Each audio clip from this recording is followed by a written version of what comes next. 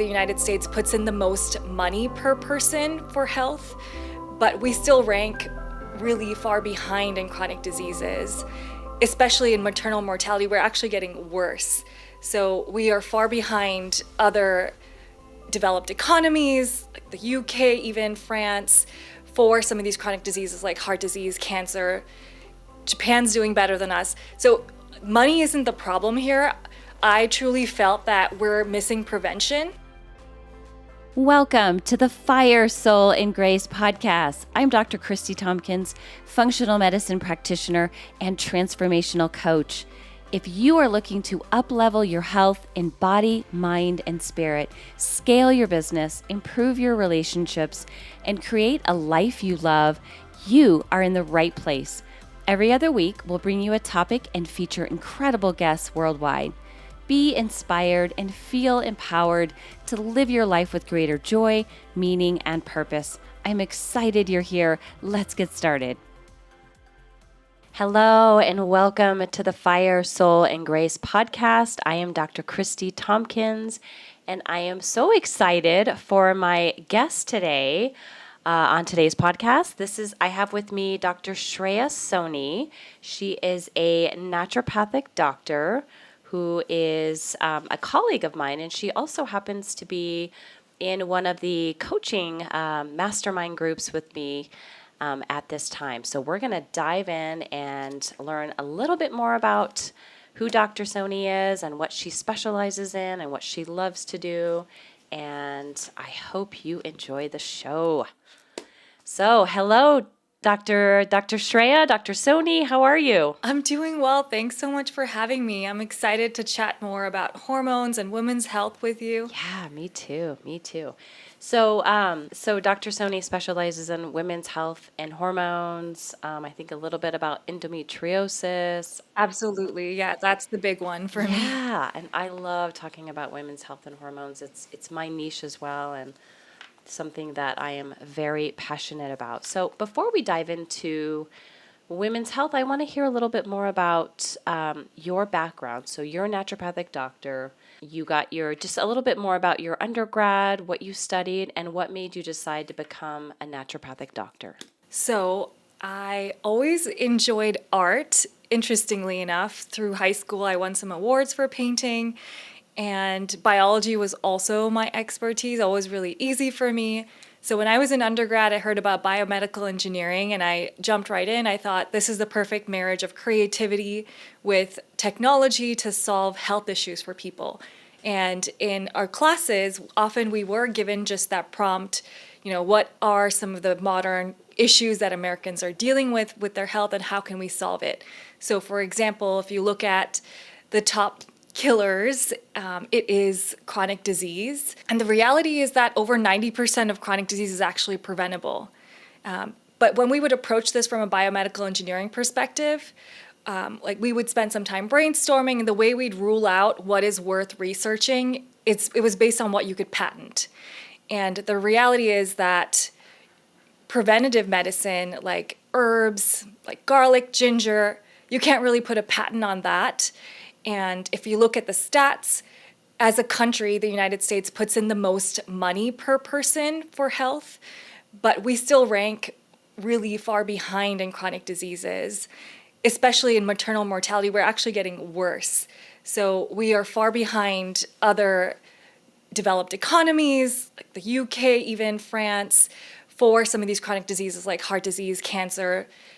Japan's doing better than us. So money isn't the problem here. I truly felt that we're missing prevention. And because of the way we're set up, which is our healthcare system is based on what you can patent is what you can sell.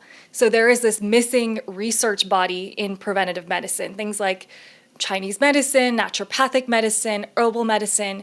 In other countries, these have been used for Ayurveda, for example, for multiple thousands of years. And so technically it has been practiced on humans for a long time. You just don't have that double-blind, placebo-controlled, randomized clinical trial available. But it has been used in hormones, and patients are not getting that type of preventative medicine when they go see their providers here. I'm feeling, even as a patient myself, you feel a little bit let down. You know there's more behind your hormones. You don't necessarily need birth control to fix it. You want to actually fix it. You want to figure out, why are my hormones off? How can I change my life to prevent this and prevent other diseases in the future? So I realized in biomedical engineering that piece was missing. And so I didn't go the conventional route for the MD personally, because it didn't resonate with even my childhood. My background is that I'm Indian. And I know as a child, I was always like, why are my parents giving me a homeopathic when, I'm having food poisoning? I want to go right to the doctor and get an injection. But that's always how we started. Even now, it's surprising. People come over, stay with us. My parents, if someone's having acid reflux or some type of muscle pain or they got hurt, they're like, okay, here's your homeopathic, here's the arnica, and it works effectively. So I grew up with Ayurveda and homeopathy in the house, and when I was in school, I realized all of this is missing, and all of this is what I enjoy, all of this is what brings me vitality, brings me life. I love attending conferences on herbal medicine because they make me feel alive. So I really enjoy our conferences as naturopathic doctors. You're always investigating, how can we help people? How can we do it naturally? How can we help people live better quality lives? So I went into consulting and health IT. I thought I would do public health. And then I learned about naturopathic medicine, and that oath, when you read it, I'm sure you felt it too, it just resonates with you. It's like, this is what I was looking for. I can't believe it's out here. I can't believe it's licensed. You can get a degree in this and you can practice medicine. You can help people. And so as soon as I read that oath, I didn't look back. I just jumped right in to a school that I saw was around for a while. It had great research. So I enjoyed that degree thoroughly. I went off to residency at University of California, Irvine, and then I went into private practice. And from the beginning, even in naturopathic medical school, I knew that endometriosis was what I wanted to work on. I've always had really debilitating periods myself.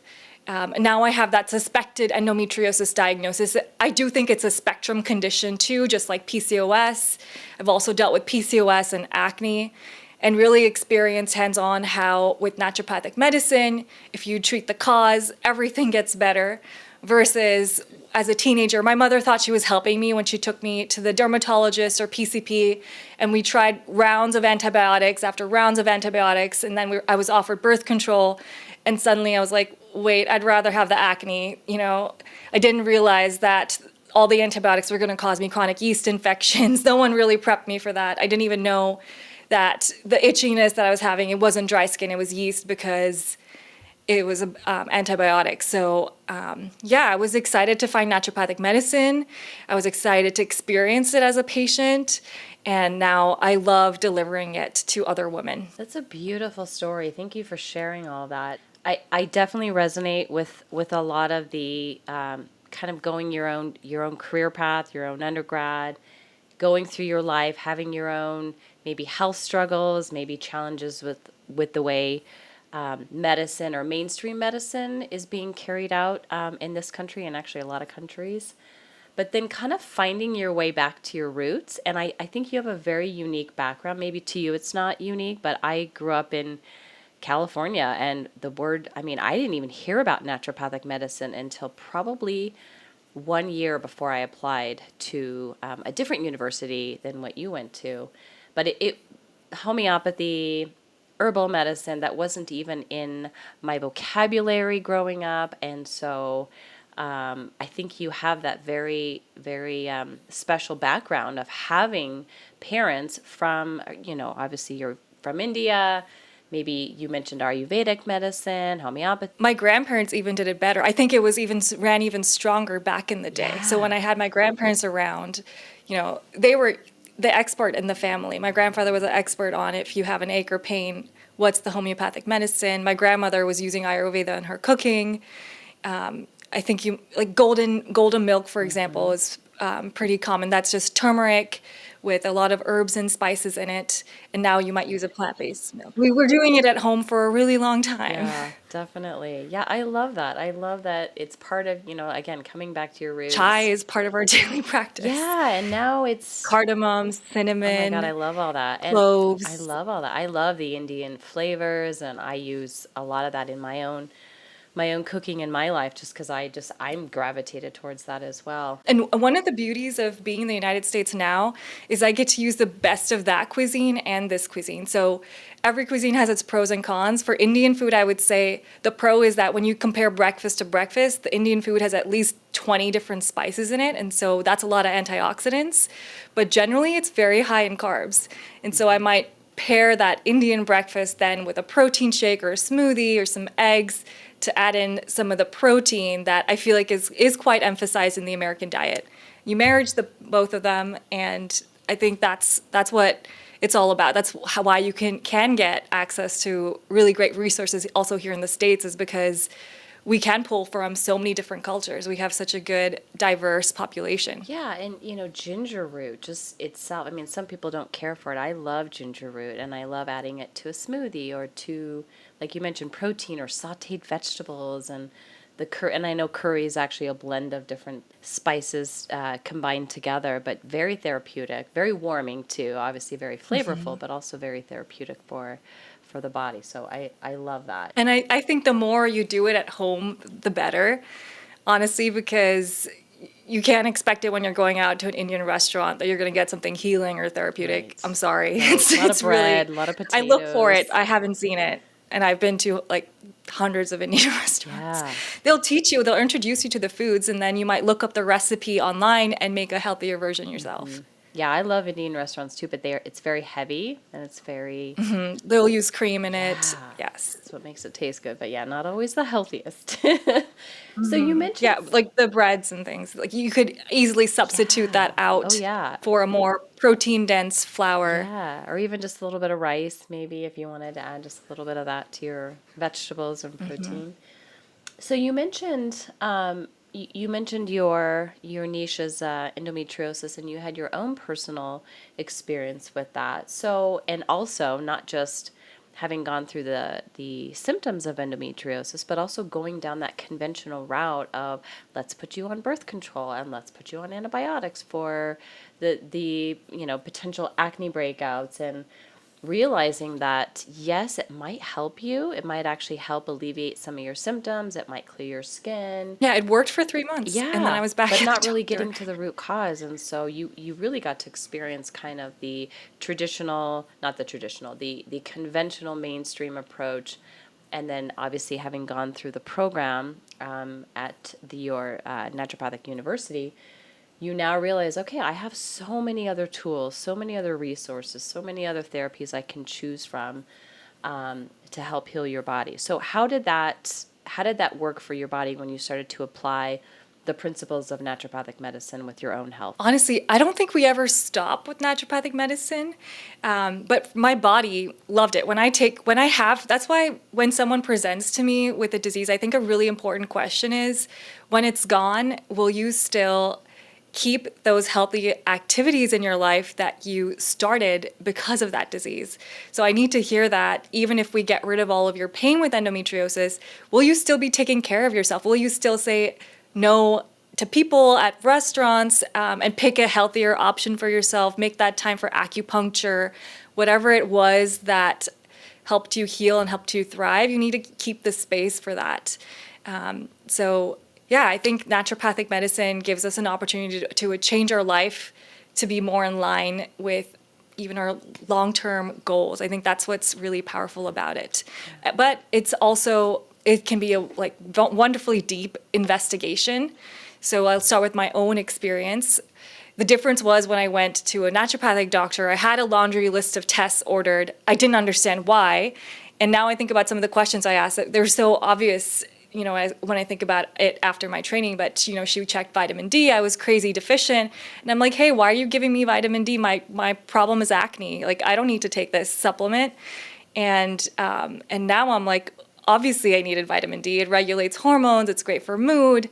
That little bit of depression I had vitamin D fixed it and helped my immune system. So now I get it. But back then I was asking my naturopathic doctor all kinds of questions, like, why do I need a mega dose of B12?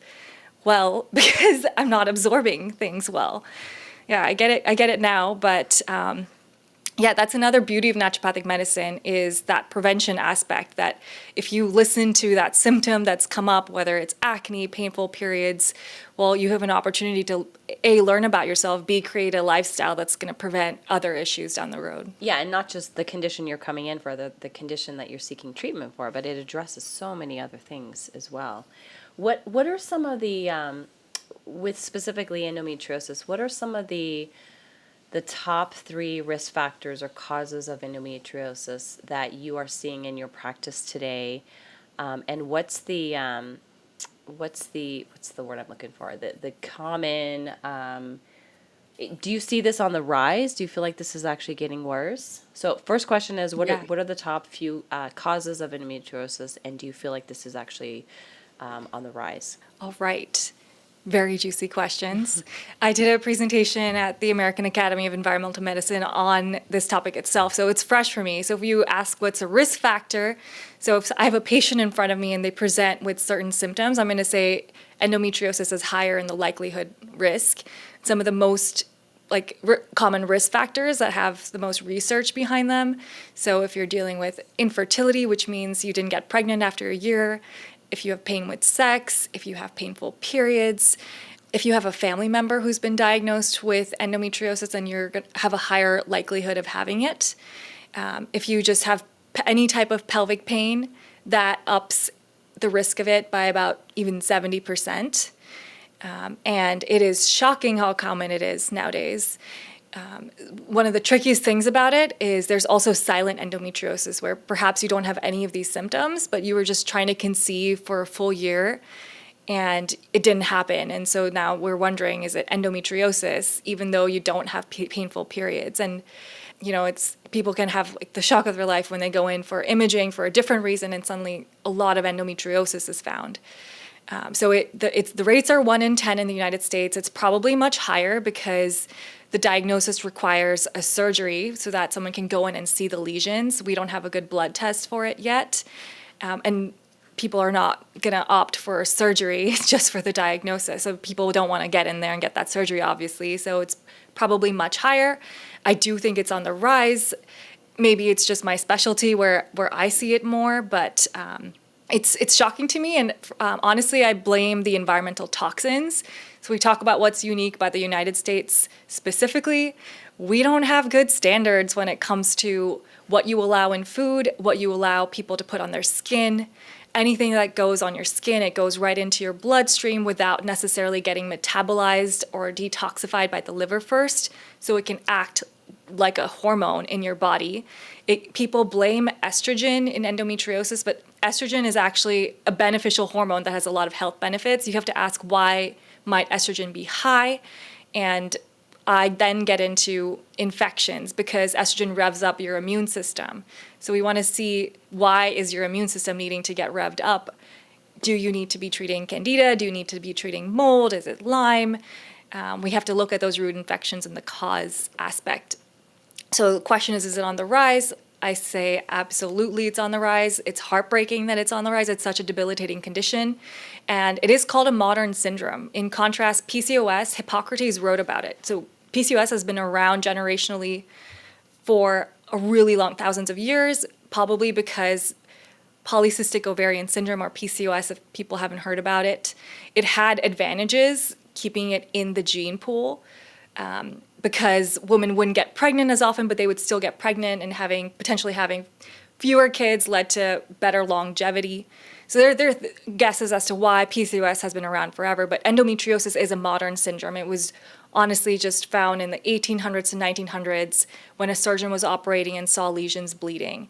So it was just found then, and it is so much more common now. Yeah, that's and I've seen several cases in my practice, and you brought up something really interesting about silent endometriosis, and I think a lot of women based on maybe their own experiences, maybe talking with their friends, and maybe what they read on Google, is that they expect that they are going to have symptoms like pain, cramping, maybe heavy bleeding, maybe some mood changes as well.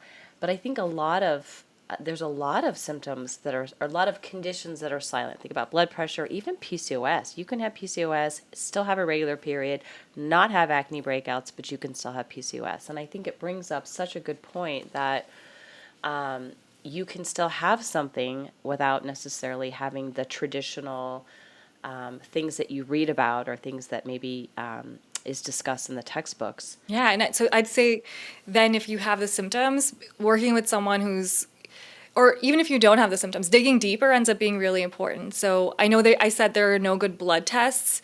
CA-125 is a marker used for all kinds of ovarian conditions. Sometimes that's up in endometriosis, and sometimes it can help with helping make the diagnosis. Another thing is MRI is going to give you a much better picture, especially of the uterus, than just your basic ultrasound.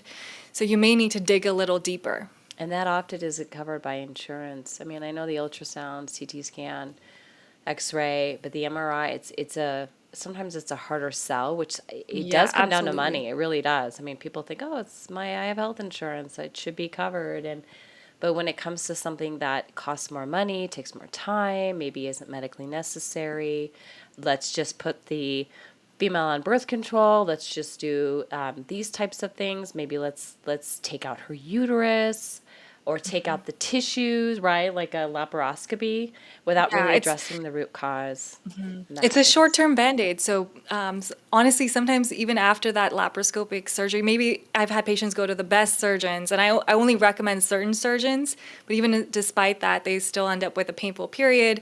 The endometrioma may be back. And doctors know this nowadays. So nowadays, in the past, they used to say having that surgery could improve your fertility. Nowadays, they say, like, very often, if you're not in pain, if you're doing okay, what's the point of cutting it out? Because it might just unfortunately come back. And we're here as naturopathic doctors trying to answer why. Why is it coming back? Normally, an immune system that's competent is able to clean up this debris.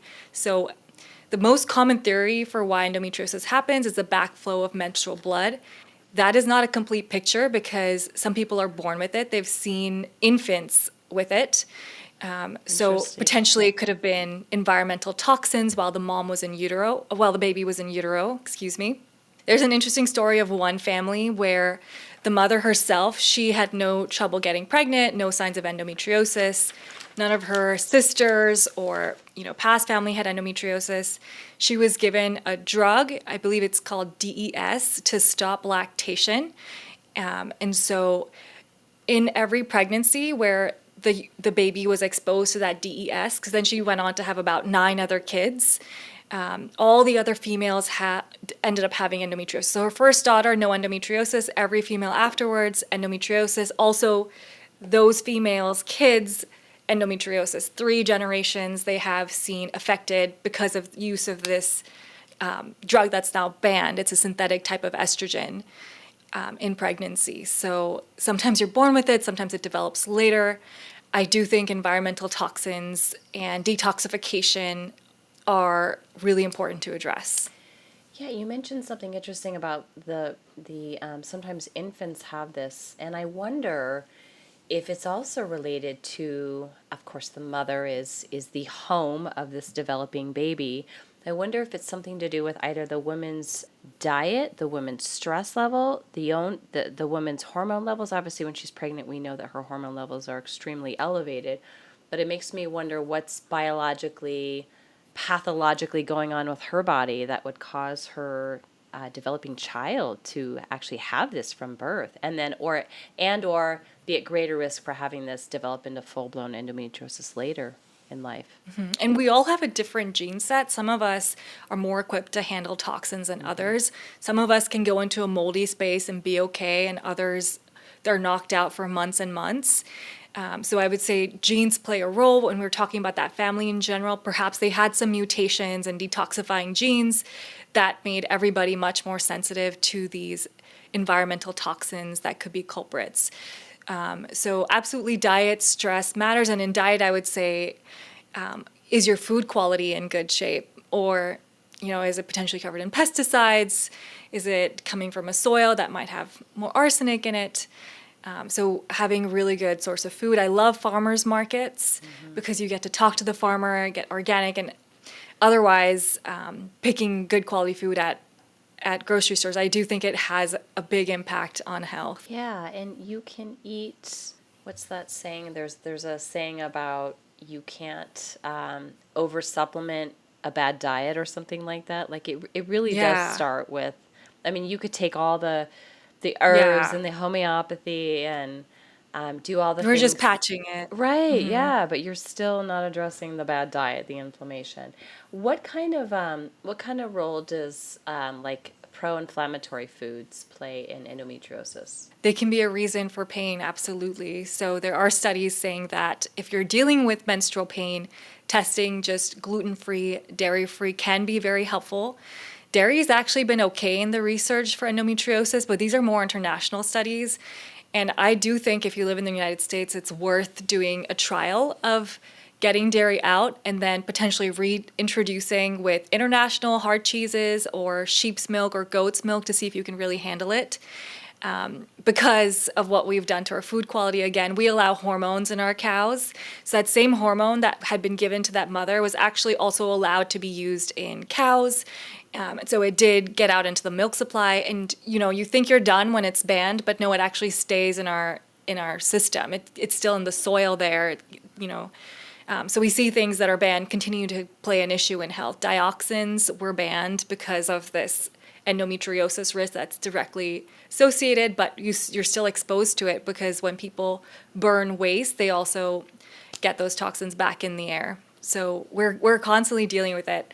I think showing your liver love and also supporting kidney function, plenty of good, clean water, those are going to be my, top recommendations for anyone dealing with hormone issues. Yeah, I love the term liver love because that's the liver is the primary organ that helps metabolize our hormones, not to mention toxins too, but it really does help metabolize our hormones, and it really is this replenishing organ that just helps everything function so much healthier, kind of like an air purifier for the body.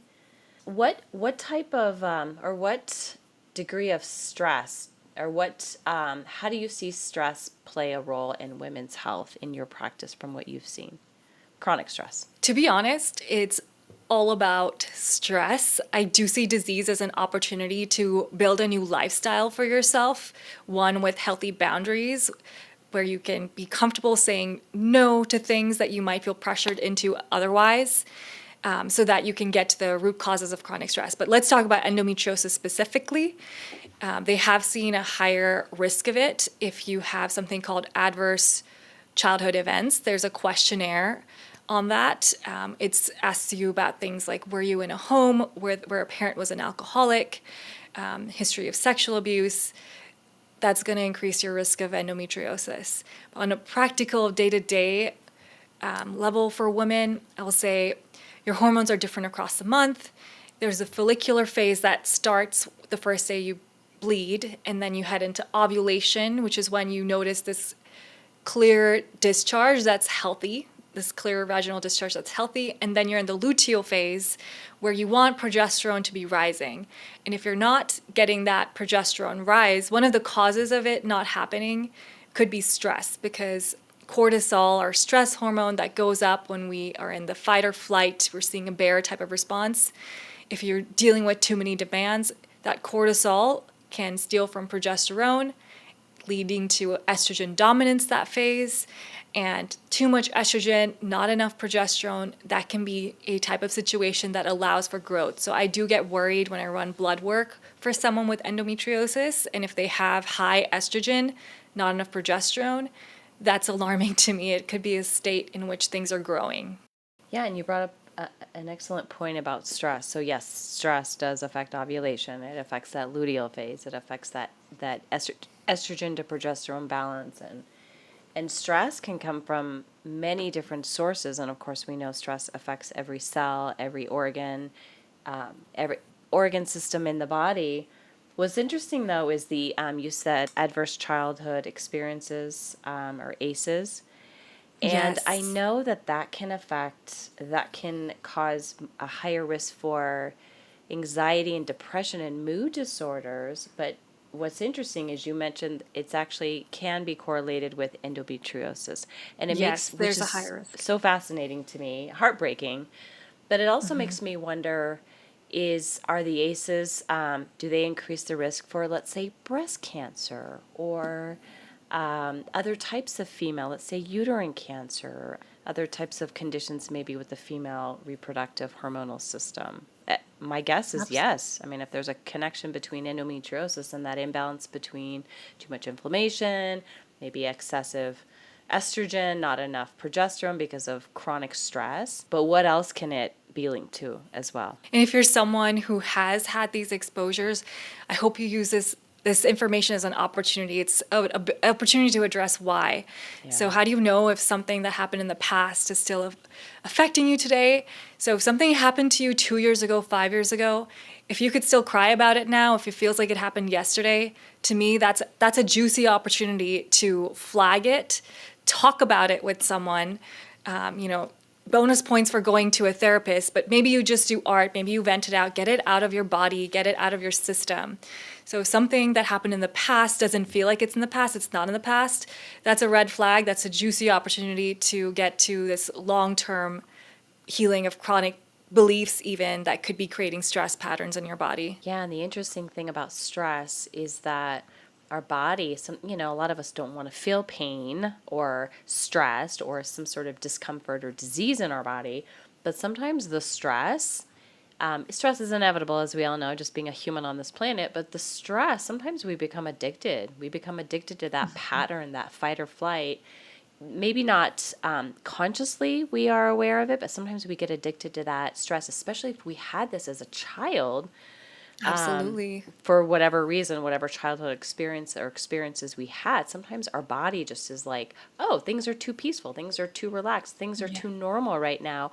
I need to shake things up and go back to that stress, fight or flight response. And sometimes unknowingly, we end up perpetuating this and potentially being part of the cause of conditions, again, unknowingly. So there's a lot of deeper insight to this. Yeah, I know people who are not able to necessarily sit still because it creates an opportunity to face what you might just be covering up with this fight or flight. So perhaps you're used to always being busy, that's your norm.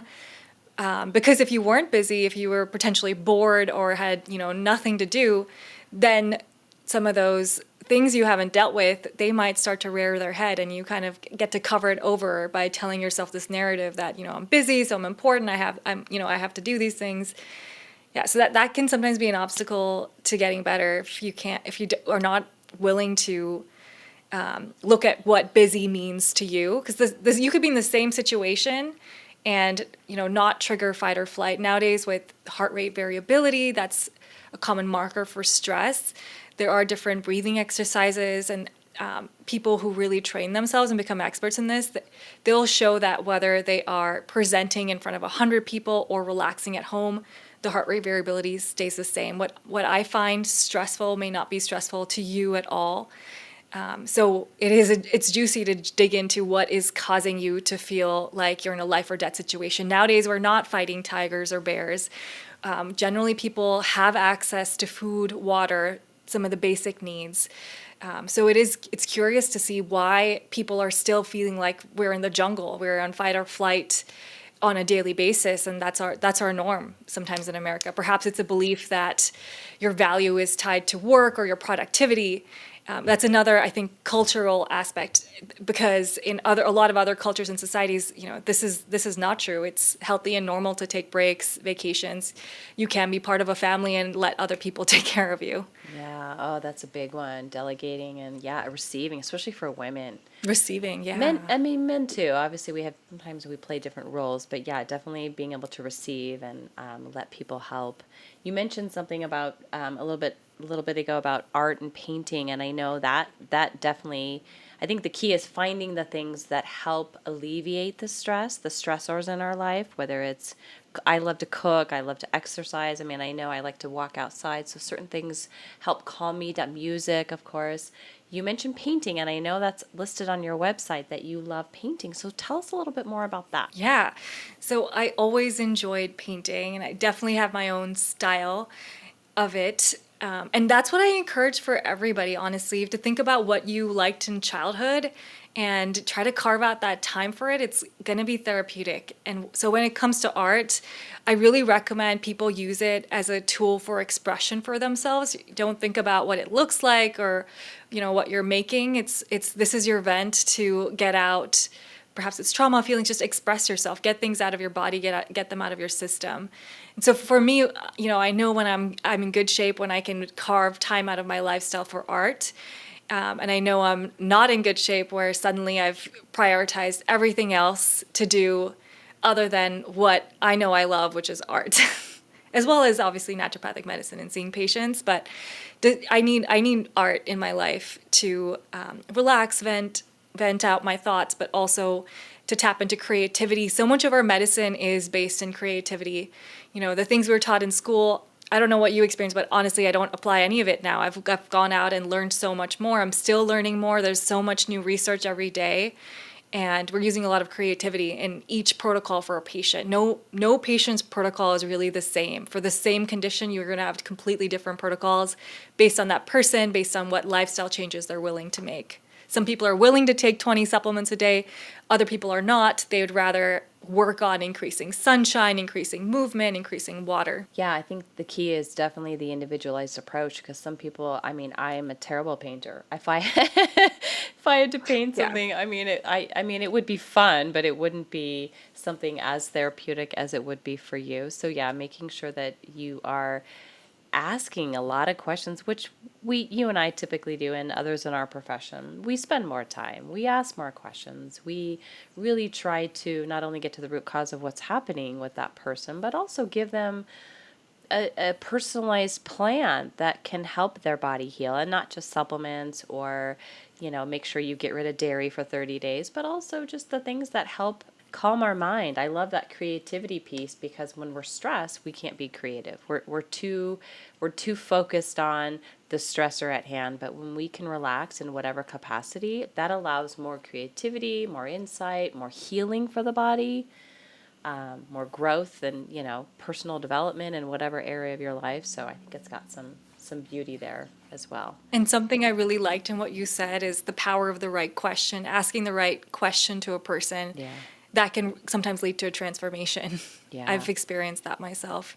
So thank you for giving me a chance to talk about art and painting as well. Yeah, yeah. Well, I love hearing what makes people light up and what makes people smile and what makes life, like the term you use, juicy. Like what makes life a little bit juicier. And if you can pursue what you love with passion and excitement and or just Yeah. a sense of serenity, I think that's also a very important key to healing as well. It's not just doing the physical, tangible.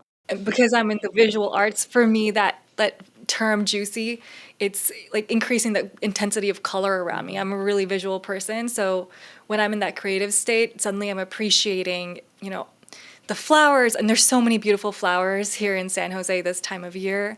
But even it's just maybe it's a leaf, like how incredible is a leaf to look at. So when you have that artist lens on, it also puts you into the present moment, turns off or distracts you from the chatter of the future or the past or the stories and just brings you here and now.